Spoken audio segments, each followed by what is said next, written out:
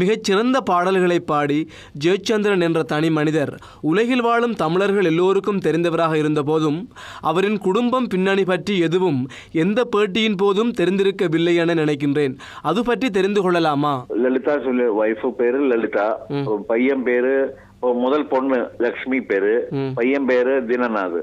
அவங்க கல்யாணம் பண்ணி ஒய்ஃப் பொண்ணு வந்து பெங்களூர்ல இருக்கு கல்யாணம் பண்ணி, பையன் சென்னையில இருக்கு கல்யாணம் எல்லாம் பண்ணி அவன் ஒர்க் பண்ணிட்டு இருக்கு. கன்னத்தில் முத்தமிட்டால் பாடலை மிகவும் அனுபவித்து பாடியிருக்கிறீர்கள். ஆமா, ஒரு தெய்வம் தந்த பூவி. வாழ்க்கை போலவே வந்தாயே, சுவாசமாக நீ நின்றாயே, மார்பில் ஊறும் உயிரே ஒரு தெய்வம் தந்த பூவே, கண்ணில் ஊடல் என்ன தாயே.